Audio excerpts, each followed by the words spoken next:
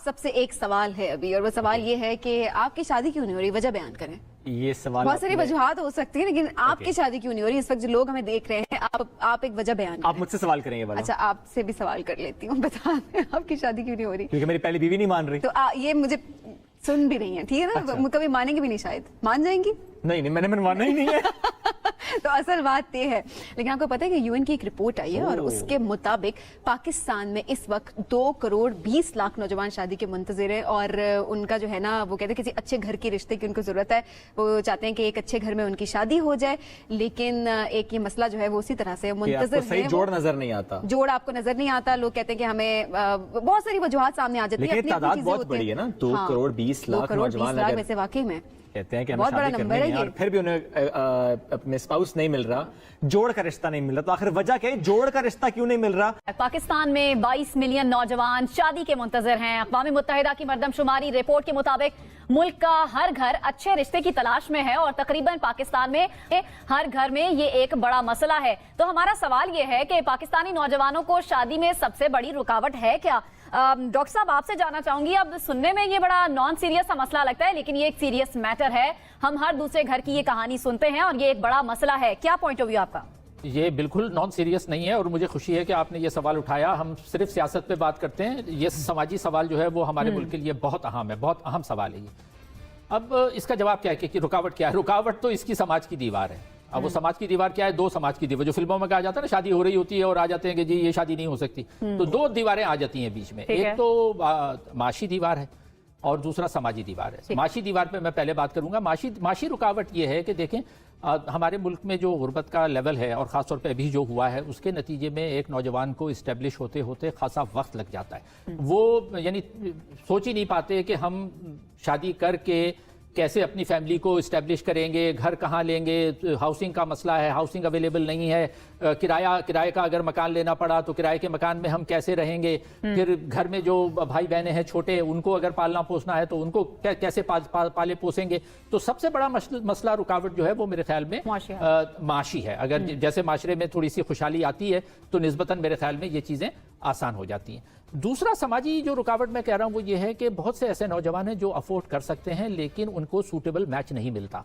کیوں نہیں ملتا؟ اس لیے نہیں ملتا کہ ہمارے ہاں آپس میں ملنے کے مواقع بہت کم ہیں. ہم نے اتنی رکاوٹیں ڈال دی ہیں. اب کسی پارک میں اگر کوئی نوجوان کپل بیٹھا ہو، فوراً پولیس پہنچ جاتی ہے کہ تم کون ہو، کیوں بیٹھے ہوئے، اٹھو یہاں سے. ان سے رشوتیں لی جاتی ہیں. میں خود آپ کو لگتا ہے پولیس بڑا مسئلہ ہے اس میں؟ پولیس کا رول ہے؟ پولیس کا نہیں. دیکھیں نا، آپ شادی اگر کسی کپل کو آپس میں شادی کرنی ہے تو ان کے ملنے کے مواقع تو ہونے چاہیے نا. یہ حکومت مواقع آپ نے ہر جگہ دیکھیں، ہر جگہ آپ نے کوئی ایجوکیشن ختم کر دیا، زیادہ سے زیادہ کرتے چلے جا رہے ہیں. کوئی اگر ساتھ پڑھتے لکھتے ہیں تو آپس میں ایک دوسرے سے انڈرسٹینڈنگ ہوتی ہے اور پھر بعد میں شادی کی طرف جاتے ہیں. کہیں پر اور کوئی ایسی سوشل ایکٹیویٹی ہو جہاں پر مل بیٹھے ہیں. ہمارا معاشرہ نوجوانوں پر اتنا جبر کرتا ہے، اتنا شدید دباؤ ہے کہ لوگ آپس میں نوجوان لڑکے لڑکیاں بات کرتے ہوئے ڈرتے ہیں. یہاں پر یونیورسٹیز ہیں جو کہ پابندی لگاتی ہیں کہ جی لڑکا اور لڑکی جو ہے وہ 6 میٹر ایک دوسرے سے دور بیٹھیں گے. اب یہ سماجی رکاوٹیں جب ایسے ہوں گی تو لوگ ڈرتے ہیں کہ ہم ایک انجان شخص سے شادی کیسے کریں. تو پھر یہ ہوتا ہے کہ جی وہ ارینج میرج کی طرف جاتے ہیں. ارینج میرج میں یہ ہوتا ہے کہ وہ ماں باپ بیچ میں رکاوٹ بن جاتے ہیں. 50 مسئلے آ جاتے ہیں. 50 مسئلے آ جاتے ہیں. شادی میں مسئلے ہی مسئلے ہیں. معاشی رکاوٹ اور سماجی رکاوٹ، یہ 2 بنیادی. پاکستان کے آغاز سے روٹی کپڑا مکان کا نعرہ لگایا گیا. کبھی سستی روٹی، کبھی انکم سپورٹ پروگرام، کبھی پیلی ٹیکسی، کبھی قرض اتارو ملک سنوارو، کبھی کامیاب جوان پروگرام، تو کبھی احساس پروگرام جیسے پروجیکٹس لائے گئے. لیکن پاکستان کے مزدور، غریب اور عام آدمی کے حالات نہیں بدل سکے. آج بھی غریب 2 وقت کی روٹی کے لیے ترس رہا ہے. آج بھی مزدور کو جب اجرت ملتی ہے نا تو وہ اتنی کم ہوتی ہے کہ وہ سوچنے پہ مجبور ہو جاتا ہے کہ اس سے اپنے جسم کو ڈھانپے یا پھر پیٹ کی بھوک کو مٹائے، خود کھائے یا اپنے بچوں کو کھلائے. کہیں باپ اپنے بچوں کو بازار میں بیچنے پر مجبور ہے تو کہیں ماں اپنے بچوں کو زہر دے کر ان کی بھوک ہمیشہ کے لیے مٹا دیتی ہے. مگر نعرہ آج بھی وہی لگایا جا رہا ہے، اور اسی طرز پر عوام کو ہمیشہ کی طرح پاگل بنایا جا رہا ہے، بے وقوف بنایا جا رہا ہے. اسی خطے میں ہمارے ساتھ آزاد ہونے والے ممالک بھارت اور چین کے روپ میں دنیا کی بڑی اور ابھرتی معیشت بن چکے، لیکن پاکستان کے عوام، پاکستان کا عام آدمی، مزدور، غریب آج بھی بھوکے پیٹ، ننگے پاؤں اور بغیر کسی چھت کے گزارا کر رہے ہیں. لیکن کب تک؟ اقتدار و طاقت کے ایوانوں میں سیاستدانوں کا لبادہ اوڑے شیطانوں سے کب تک اس ملک کا، اس کے غریب عوام کا جو استحصال ہے وہ ایسے ہی ہوتا رہے گا؟ کب تک غریب اس چکی میں پستا رہے گا؟ اور کیا کوئی مسیحا کبھی ان غریبوں کے حالات بدلنے کا سوچے گا بھی؟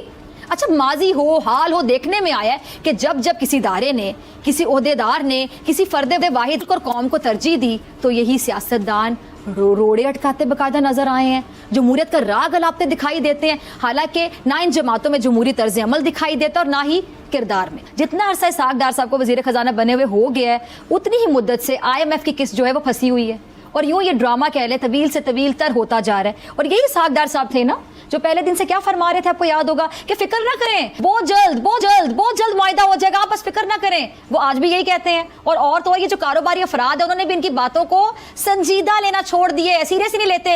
लेकिन डार साहब नहीं बाज आए, उसी कॉन्फिडेंस के साथ कहते हैं फिक्र ना करें। सबसे पहले डार साहब की जो डॉलर काबू करने की पॉलिसी है वो फ्लॉप हो गई, पिट गई, नाकाम हो गई और IMF तो हाथ से गया। और तो और जो डॉलर है वो भी, अगर ये जो वजीर खजाना वजीर माल कह लें डॉलर को मसनूई तौर पर ना रोकते तो आज ये 250 पर होता।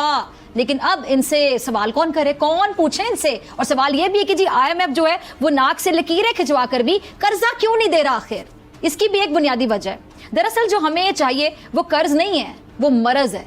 और मरज भी ऐसा है जिसकी जो दवा है वो मुल्क के लिए वबा बनी हुई है। और हकीकत ये है कि हुकूमत पुराने और नए कर्जे और इन पर जो सूद है वो लौटा भी पाएगी। ये है IMF का सबसे बड़ा खदशा। और अभी जो फौरी मसला है 6 अरब डॉलर का है, जिसके बाद कहीं जाकर IMF 1 अरब डॉलर की जो नन्ही सी किस्त है वो जारी करेगा। तो दोस्तों, पाकिस्तान में तो अब चारों तरफ बहरान ही बहरान है। और आपको क्या कहना है इस वीडियो के बारे में, अपनी राय कमेंट में जरूर देना। और वीडियो पसंद आई हो तो लाइक करना। चैनल को अभी तक आपने सब्सक्राइब नहीं किया तो प्लीज़ चैनल को सब्सक्राइब कर लेना। फिर मिलते हैं किसी नेक्स्ट वीडियो में, तब तक के लिए जय हिंद, जय भारत।